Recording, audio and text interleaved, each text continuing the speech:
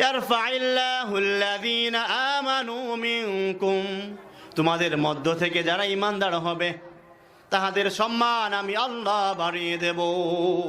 কেমন বাড়াবেন আল্লাহ তাআলা সম্মান? আল্লাহ তাআলা বলেন, ইন্নাল্লাযীনা আমানু ওয়া আমিলুস সালিহাত উলাইকা হুম খায়রুল বারিয়াহ।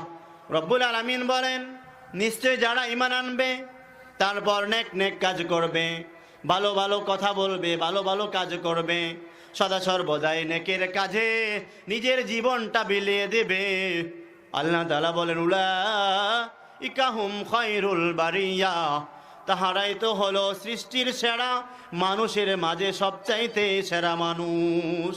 সুবহানাল্লাহ বলবেন না? জোরে বলেন সুবহানাল্লাহ। আল্লাহর কাছে সবচাইতে সেরা মানুষ হচ্ছে তারা যারা ঈমান এনেছে, তারা ঈমানদার যারা, তাহারাই কি সবচাইতে সেরা। আল্লাহ তাআলা আরো বলেন, ক্বাদ আফলাহাল মুমিনুন, যারা ঈমানদার হবে, যারা মুমিন হবে, তাহারাই তো হয়ে যাবে সফল কাম। তো সফলতা অর্জন করার জন্য মুমিন হওয়া লাগে। সম্মানিত হতে হলে প্রথমত মুমিন হওয়া লাগে। আর মুমিন হওয়ার জন্য কতগুলো ক্যাটাগরি লাগে। মুমিন হওয়ার জন্য কতগুলো ক্যাটাগরি লাগে, একটি ফর্ম পূরণ করা লাগে। সেই ফর্মটি আল্লাহ তাআলা জানিয়ে দিচ্ছেন, আল্লাযীনা হুম ফি সালাতিহিম খাশিউন, বিনয় ও নম্রতার সাথে, খুজু আর খুশুর সাথে সুন্দরভাবে দৃঢ়শিস্তভাবে নামাজ আদায় করা লাগবে। প্রকৃত মুমিন যদি হতে চাও, আল্লাহ তাআলার পক্ষ থেকে যদি সম্মানিত হতে চাও, যদি সফলতা অর্জন করতে চাও, তাহলে তোমার জন্য 60টি গড় পূরণ করা লাগবে। 60টি বিষয় তোমার ভিতরে থাকা লাগবে।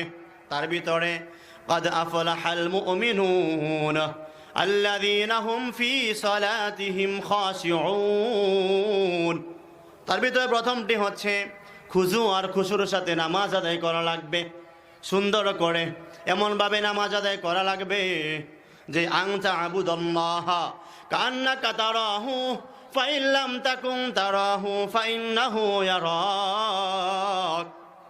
এমনভাবে নামাজ আদায় করা লাগবে, মনে মনে ভাবা লাগবে, আমি আল্লাহকে দেখি বা না দেখি, আল্লাহ তাআলা আমাকে ঠিকই তো দেখছেন।